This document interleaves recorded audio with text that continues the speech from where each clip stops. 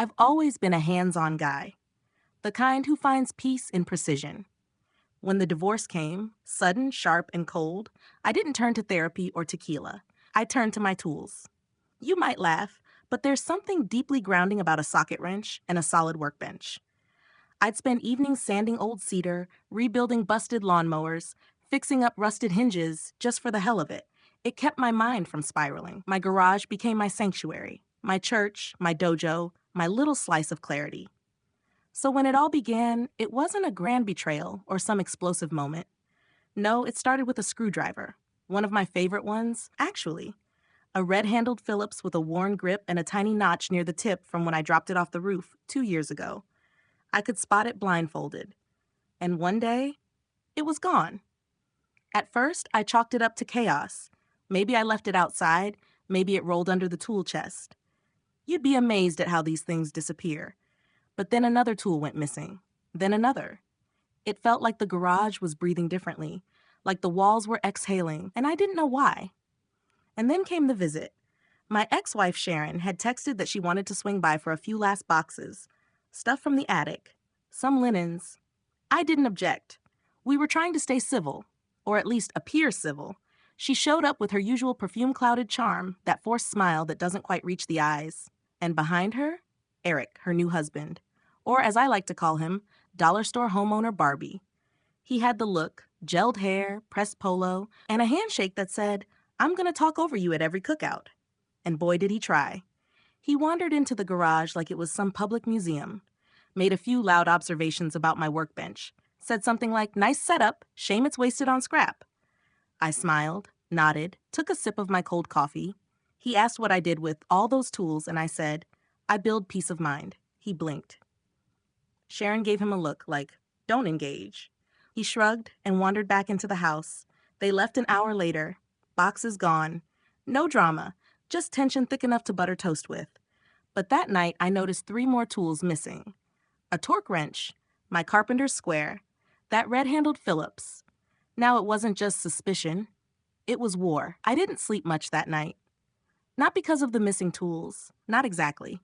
It was what they represented. You have to understand, those weren't just things to me. They were years of projects, quiet evenings, and scraped knuckles. They were part of who I was after the marriage fell apart. The idea that Eric, thought he could just walk into my space and take something, that sat wrong in my gut. So the next morning, I did something a little out of character. I turned on my old security system. Nothing fancy, just a dated motion sensor camera I'd set up during a brief DIY home improvement phase when Sharon still lived with me. I never took it down, just forgot about it. Guess who forgot it was there? I loaded the SD card into my laptop and skipped back through the footage. Grainy, black and white, time-stamped like a bad spy movie. There was Sharon, calm, browsing through boxes. Then Eric, hovering, lingering by the tool rack. And there it was. He looked around, leaned casually, and slipped the torque wrench into his jacket. Just like that. No shame, no hesitation, just a smooth, entitled swipe. He even admired my carpenter's square before pocketing it like a souvenir. I paused the video, rewound it, played it again, and then I laughed. Not because it was funny, but because it was so Eric. I didn't text Sharon. I didn't call the cops. No. I needed time to think. Because see, this wasn't about tools anymore. This was about something deeper. Something that had been eating away at me since the day she moved on with a man who acted like my entire life was something to play dress up in. So I waited. A week passed, then 2. I focused on other things. Work, yard work, catching up with my brother who thought moving to Montana would be great for the soul, and now mostly just sent me photos of moose. But I was patient. Then one afternoon, while scrolling through social media, I stopped mid-swipe. There they were. A picture of Sharon and Eric. He was standing in their driveway, holding my drill. Not one like it. Not a similar brand. Mine. It had my initials on the battery pack. I'd scratched them there with a utility knife the day I bought it, and he was using it to assemble some ridiculous prefab pergola, grinning like he invented DIY. Something in me cracked. Not in a rage way, not in a shouting way, in the way you do when your mind clicks and suddenly everything becomes very clear. I didn't want to just reclaim what was mine. I wanted to make a point. That was when I started planning the wedding gift. Now, for context, Sharon and Eric had eloped a year earlier in some beach ceremony that involved matching white outfits and a lot of hashtags, but they were finally throwing a local reception. Family, friends, co-workers, a gift table. They'd sent me an invite, out of politeness, I assumed, or ego. They probably thought I wouldn't show. They were right. I had something better planned. I began building a crate. Not just any crate. A handcrafted solid oak box with dovetail joints, brass hinges, and a locking mechanism that would make Fort Knox jealous. It took me a week of late nights in the garage. The smell of sawdust brought me peace again. The kind of peace that comes right before the twist in a good movie. Inside, I placed a carefully arranged selection, my stolen tools. Not the actual ones, those were still in his garage, apparently, but identical replacements, each one labeled. Then I added the photo. A printed, enlarged still from my security footage. Eric, caught mid-theft, grinning like a fool. I added a sticky note. Shh. Since you loved borrowing so much, I figured I'd help start your new collection. Enjoy. I closed the lid, wrapped the box, and hand-delivered it to their wedding reception. I arrived at the venue in slacks and a shirt, nothing flashy, nothing angry, just present. I didn't expect anyone to make a scene. After all, I wasn't invited to the dinner itself, just the general reception. Open bar type of thing. You know, polite society's way of saying, we don't really want you here, but we'd rather not look petty. Perfect. The gift table sat near the entrance, covered in glittery wrapping paper and bows and all the usual suspects. Blenders, wine baskets, and envelopes stuffed with cash from people who didn't really want to be there. I slid my wooden crate onto the corner of the table. It didn't match the aesthetic. It didn't need to. It was real wood in a sea of cardboard. Someone's cousin offered to help wrap it real quick, but I smiled and said, no need. This one's personal. He nodded slowly like he got it, but I could see he didn't. Inside the hall, the music played too loud, and the champagne flutes clinked like someone had copy-pasted a wedding from Pinterest. I didn't go inside. I didn't want to. I just wanted to be close enough to know it was done. And 20 minutes later, it was. A ripple went through the crowd, quiet first, then louder. The kind of collective murmur that happens when people aren't sure if they should laugh, gasp, or walk away. I spotted Sharon's mother near the entrance. She looked like someone had just told her the catering van had exploded. A kid sprinted out of the hall, giggling. Mom, he's got a note. He's in the picture. The box has a picture. Then I saw Eric, standing frozen, hands hovering over the opened crate like it had just hissed at him. He was holding the photo, the one of him pocketing my torque wrench, from my camera, in my garage. I watched him scan the room like he could somehow rewind time, like maybe if he stared at it long enough, the picture would morph into something else, something deniable. Spoiler, it didn't. Sharon appeared next. She looked, well, like someone who just realized the gift table had become a crime scene. She didn't say anything, just grabbed Eric's arm and yanked it down like she could somehow hide what everyone had already seen. But the whispers had spread. Guests glanced at each other. One guy nudged his wife and mouthed, "That's his stuff." A bridesmaid blinked, then slowly backed away like the box might bite. I stood outside, sipping a lemonade I didn't pay for, watching it all unfold through the glass. And for the first time in a long time, I felt nothing but peace. They say revenge is a dish best served cold. But I wasn't out for revenge. I was out for closure. And sometimes, closure arrives in a wooden box with brass hinges and your initials carved into the bottom. They didn't come after me. What could they say? He gave us back what we stole? Please. The next morning, Sharon tried to call. Twice. I didn't answer. I figured she wanted to explain or clarify or maybe just yell. But I wasn't interested. I already knew everything I needed to know. Eric never posted another DIY photo after that. And the drill? Well, I saw it a week later, listed for sale online. Lightly used, excellent condition, no initials. Cute. I reported the listing, then blocked the seller. And just like that, I put the whole thing behind me almost, because I had one last gift to give. I wasn't planning to go further, honestly. The box was supposed to be my mic drop, my clean exit. But a few days later, I got a text from Sharon's sister, Kelly. Now, Kelly and I had always had an understanding. Not close, not chatty, but she was real. The kind of woman who brought her own toolbox to Thanksgiving and once rewired her apartment because the landlord kept doing it wrong. Her message was short. He tried to blame you. Wanna talk? I stared at the screen for a while, eyebrows raised. I didn't answer right away.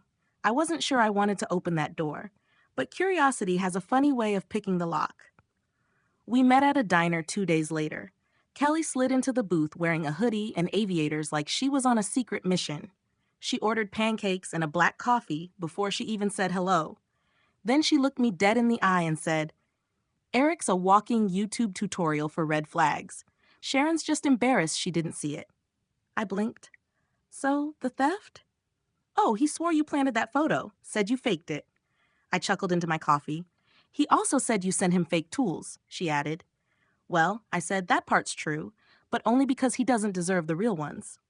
She laughed, and for the first time in years, I saw someone on that side of the family genuinely enjoying my company. Not tolerating it, not rolling their eyes, enjoying it. Then she pulled out a small bag. "I figured you might want this back." Inside was my red-handled Phillips, the one with the chipped tip and the notch from the roof incident. "I found it in their garage," she said. "He was using it to open Amazon boxes." I almost teared up, not because I cared that much about a screwdriver, but because someone noticed. That night, I went home and sat in my garage again, my sanctuary. I cleaned the screwdriver with a little rubbing alcohol and placed it back on the rack, right where it belonged. And then I had a thought. What if Eric's wedding wasn't the only celebration he had coming? You see, I still had the real tools, the expensive set, the one he hadn't touched. Yet. I had locked them up the day I saw him eyeing the torque wrench, but I didn't just want to protect them. I wanted to use them. Kelly, as it turned out, had some ideas. "He's planning a surprise renovation," she said. "For Sharon, wants to knock down a wall, put in a breakfast nook. He's got no idea what he's doing." I grinned. "You thinking what I'm thinking?" She nodded. "Let's make it unforgettable." So we made a plan. Not to destroy anything, not to cause damage, just to educate him. Step 1. I lent Kelly a tool, my spare circular saw, the loudest, clunkiest, most finicky saw I owned. I gave it to her in a box labeled, "Do not use indoors, experimental." She delivered it, said it was a gift from a mutual friend. Eric apparently thought it made him look serious. Within 48 hours, he had burned a perfect circular scorch mark into their patio table and ruined an extension cord. Kelly sent me photos. "Oops," she texted. "Guess he forgot to check the amperage." Classic. Next came the blueprints. I left a fake set in Sharon's mailbox, rolled, professional looking, with a mock-up of Eric's dream nook. The design called for removing a load-bearing wall and rerouting plumbing through an exterior fence. He was thrilled. He showed it off to neighbors. I waited. Then, just before the demo was scheduled, I mailed Sharon a copy of her home inspection report with a Post-it that said, "Your foundation is not as strong as you think." I signed it. The guy who actually reads manuals. That's when things went quiet again. And oh, how sweet silence can be. It stayed quiet for a few weeks. No texts, no accidental sightings at the grocery store, no passive-aggressive posts from Sharon with captions like "married to my handyman," which had been oddly frequent before. The quiet made me suspicious. So I checked Kelly's feed. She'd posted a story, just one. It was a blurry photo of a torn-up wall, half-exposed insulation, and Eric standing shirtless with a sledgehammer, looking confused and kind of worried. The caption? "Home improvements or home implosions?" I grinned. Then came the message. "He hit a pipe." I laughed out loud. Nearly dropped my coffee. Hit a pipe. I knew which one too, the old copper line that ran weirdly close to the drywall in that part of the house. I'd warned Sharon about it years ago. But why take the advice of a man who'd owned the house for a decade when you could listen to YouTube tutorials and ego? Kelly told me he flooded half the laundry room, had to shut off the water. Called in a plumber who, apparently, recognized my initials etched into one of the wall studs. Something I used to do for fun on weekends when I did minor renovations. Even the walls remembered me. The irony was delicious. I was sitting on the back porch when Kelly called again. "I think he knows," she said. "Knows what?" "That you're helping me stir the pot." "Good," I said. "Let it simmer." There was a pause. Then she asked, "Want to come see the damage?" At first, I thought she was joking. But she wasn't. She invited me over. Not while Sharon was there, of course. Just a quiet visit. Eric's out buying drywall he'll probably install upside down, she joked. So I went. I told myself it was closure. What I got instead was comedy. The front yard was a disaster. Scraps of wood, broken tile, half a roll of painter's tape stuck to the mailbox. Inside, it looked like a demo show with no budget and no supervision. The smell of damp drywall hung heavy. But the garage? That's what caught me. He tried to turn it into a man cave. Installed fake brick wallpaper on one side, hung up a neon sign that said grind mode, and arranged a bunch of tools he clearly didn't understand on a pegboard like he was posing for a catalog. And right in the middle, my old toolbox. Open. Looted. Like a crime scene. I didn't touch anything. Just stood there, absorbing it all. Then Kelly leaned over and said, "He's trying to become you." I turned slowly. "Excuse me?" She nodded. "You know it's true. The tools, the DIY, the jacket he stole, the photos he posts of him holding things upside down. He's playing the role." I shook my head, almost laughing. "That's got to be exhausting for him." She smiled. "Maybe, but you're just being you and still winning." That hit harder than I expected. Later that night, I went back to my own garage, my own smell of sawdust, my own perfectly labeled drawers. I sat in the old chair with the duct-taped armrest and cracked open a root beer. Sometimes it's not the revenge. It's the reminder that you already had what they're trying so hard to fake. But I wasn't quite done yet. Because when someone spends this much time trying to steal your life, it's only fair you send them one last message, a little goodbye gift. And this time, it was going straight to him. Now, when I say gift, I don't mean something wrapped in ribbon. No bows. No glitter. I'm not that kind of guy. This wasn't a prank either. No itching powder or fake lottery tickets. That's kid stuff. No, this was something more personal. Something a little poetic. I remembered something Sharon once said, back when we were still married. One evening, I was repairing a dining chair that had a cracked leg. She came in with a glass of wine, leaned against the door frame, and said, "You know, sometimes I think you care more about that stupid chair than you do about me." At the time, I laughed it off, but it stuck, because the truth was, I did care about that chair. I care about fixing things, about saving what still works. And maybe Sharon didn't understand that, but it didn't make me wrong. So I decided I'd send Eric a chair. Not just any chair, that chair. The one Sharon always hated. The one she said didn't match our aesthetic. The one I'd kept in the back of the garage out of stubbornness. It had a perfect oak frame, beautifully restored with my own hands, and it creaked just a little when you leaned too far back, like it was warning you. I loaded it into my truck and drove to their house one Saturday morning. I knew they wouldn't be home. Kelly made sure of that. She'd invited them out to brunch, accidentally 2 towns over. I left the chair on the front porch. No note, just the chair.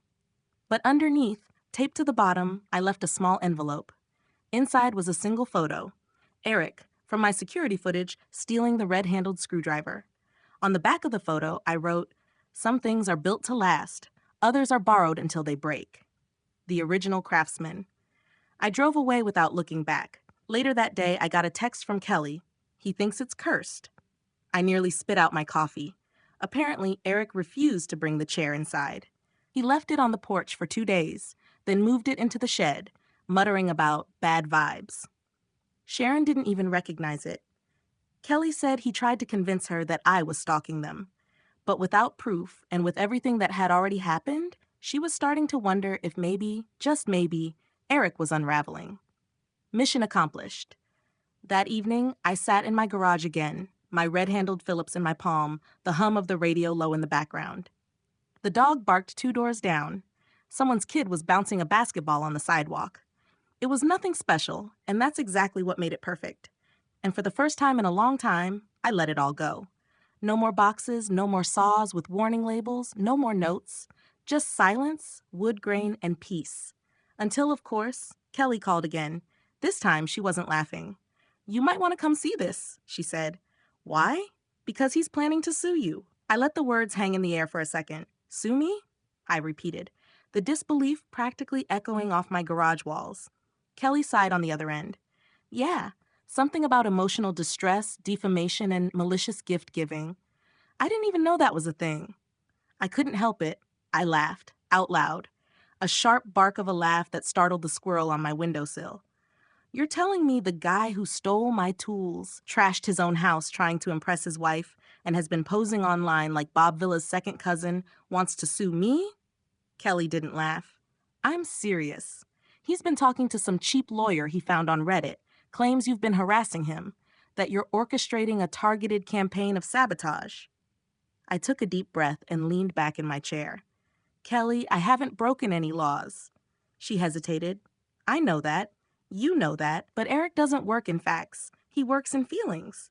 Which, ironically, made him sound like Sharon. I pinched the bridge of my nose. This was exactly the kind of messy fallout I'd hoped to avoid. My whole point with the wedding box and the chair wasn't revenge. It was resolution. A polite middle finger, sure, but nothing criminal. Nothing even close. And now he wanted to drag this to court? Fine. Let him. Let him file, I said finally. Let's see what happens when he puts his name on a public document and starts describing how he accidentally took another man's property. Kelly exhaled. Okay, just thought you should know. Appreciate it, I said. You're a good scout. She chuckled. What can I say? I like to keep one foot in chaos. We hung up, and I sat there thinking, because, truthfully, this was chaos now. It had gone from a stolen screwdriver to a fake renovation, to a public shaming, to a chair, to a lawsuit. And yet, if I'm being honest, I didn't feel bad. Not even a little. In fact, I felt curious. If he did go to court, it meant discovery, witnesses, evidence. And I had so much evidence. The security footage, the photo from the reception, the online listings with my engraved tools. I even had the text Sharon had sent me 2 years ago saying, take whatever you want from the garage. I don't care. I started a folder on my desktop called Toolgate 2025, and I waited. A week passed. Nothing. Then 2. Then Kelly messaged me with the update I didn't expect. He dropped it, said it wasn't worth the drama. I stared at that text like it was a magic spell. So that was it. He bluffed and folded. I didn't celebrate, not outwardly. But that night I poured myself a cold one, stood at the workbench, and started building something new. Just for me. A little spice rack. No deeper meaning, no hidden messages, just wood, glue, and peace. Sometimes, when the storm passes, all you want is a simple project and the comfort of knowing you're not the one who cracked. It's funny. After all that noise, the silence felt suspicious. The kind of silence that makes you check over your shoulder just to be sure the chaos really left. But it had. Eric stopped posting. Sharon stayed quiet. Kelly, bless her, went back to posting photos of her dog wearing sunglasses. I thought that would be the end of it, until I got the invitation. No, not another wedding. A housewarming party. Addressed to me, from Kelly. Now listen, I don't go to parties. I'm more of a beer on the porch, watch the sunset kind of guy. But the note inside said, no drama, just tacos and old tools that need organizing. Well, she knew my love language. I showed up the following Saturday with a 6-pack of root beer and my red-handled Phillips, my signature calling card now, apparently. Kelly greeted me in overalls and a paint-streaked ponytail, already elbow-deep in shelves that needed leveling. She'd just bought her first place. Small house, big potential. Exactly the kind of project you fall in love with one weekend and spend the next 5 years perfecting. I stepped inside and immediately relaxed. The place smelled like fresh plaster and takeout. Boxes everywhere. A ceiling fan still in the box, waiting for a second opinion. It was the opposite of Eric's man cave. Nothing staged, nothing faked. Just a work in progress. Kelly handed me a taco and pointed to a pile of mismatched knobs. I need a second opinion on drawer hardware, she said. And somehow, that was the beginning of something new. Not a romance, don't get excited, but something better. A friendship made from splinters and shared spite. We spent the afternoon laughing, hammering, fixing. At one point, she found one of Eric's old t-shirts in her moving box, probably swiped during a chaotic laundry day, and used it to clean up paint spills. I said, I'd call that poetic justice. She replied, nah, I call it karma rag. By dusk, the tools were hung, the shelves were level, and I felt lighter than I had in months. I was still the same guy who loved tools, loved wood, loved fixing things, but I wasn't the same guy who needed closure anymore. I'd gotten it, several times over. That night, before I left, Kelly handed me a small package, wrapped in brown paper, tied with string. What's this? I asked. Open it when you get home. I did. Inside was a handcrafted sign burned into reclaimed wood. It read, "The original craftsman, est long before you tried to copy me." I laughed so hard I nearly dropped it, and I hung it up right over my workbench. So now, every time I grab a tool, I see it.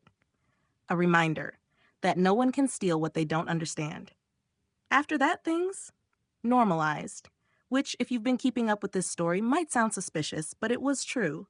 No more surprise packages, no shady messages, no uninvited appearances, just peace. Well, mostly, because about a month later, I got an email. It was from a DIY influencer, some guy on Instagram named Tool King Eric. Guess who? He'd rebranded. Apparently, after the fiasco with Sharon, he decided to go solo, start a video channel, and redefine modern craftsmanship. His message to me? No hard feelings, man. Would love to collab sometime. Think of it as burying the hatchet. Maybe literally, lol. I stared at the screen so long, I swear my eyeballs dried out. He wanted to collab. After stealing my tools, after nearly ruining his own house, after trying to sue me for sending him a chair, I nearly deleted it. But then curiosity got the better of me. I checked out his page. The thumbnails were something else. Hammer hack you've never seen before. DIY patio Reno. No blueprints, no problem. Build like a man, no instructions needed. Every video had more jump cuts than a Marvel trailer, and none of the projects looked remotely safe. One clip showed him trying to reinforce a window frame with Gorilla Glue and duct tape. The comments were a mix of admiration and genuine concern. I didn't respond. Instead, I forwarded the link to Kelly with a single caption. "I rest my case," she replied. "I can't decide if I'm impressed or deeply afraid." Honestly, same. But that was the thing. I didn't need to respond because the world could see it now. The difference between pretending to be a builder and actually being one wasn't subtle. It was in every uneven cut, every overconfident swing of the hammer, every comment that read, "Hey, is this safe?" Meanwhile, I was in my garage tuning up a secondhand lathe I'd just picked up for a steal. I had a new shelf project planned, a weekend camping trip on the horizon, and, most shockingly of all, peace of mind. I even caught myself smiling for no reason one morning, just humming along, organizing my screws by size, because when the chaos fades and the noise settles, what's left? Just you and what you build with your own two hands. And honestly, that's more than enough. I didn't watch his videos again, not because I was bitter, I just didn't need to. Eric's journey had officially entered the embarrass yourself publicly for views phase. And frankly, I'd seen enough. But life has a sense of humor. About a week after the Tool King Eric saga faded from my thoughts, I got a knock at my door. Not a package. Not Kelly. Not even Sharon. It was a teenager. Scrawny kid. Backpack slung low. Looked barely old enough to drive. "Hey," he said, nervous. "Are you the guy who built the floating stairs in the Willow Ridge Reno?" I blinked. Yeah, that was years ago. "My dad showed me your work, said it was some of the best craftsmanship he's ever seen. Said I should come ask if you'd teach me." I paused. Full stop. Just stood there with the screen door between us, holding a cup of coffee and the ghost of my old anger. And I thought, well, I'll be damned. I let him in. We walked out to the garage. I showed him the Phillips, the lathe, the proper way to check for warping on reclaimed lumber. He listened, asked smart questions, took notes, and suddenly this story, the one you've been listening to for the past couple hours, didn't feel like a revenge tale anymore. It felt like a baton pass. Because at some point, revenge loses its flavor. No matter how satisfying the sting, it gets dull. What sticks? What really satisfies? Legacy. Not the kind that's printed on paper or posted online. The kind you pass down, one screw at a time. Now every Saturday that kid, Eli, comes by. We build things. Talk about tools. Drink root beer.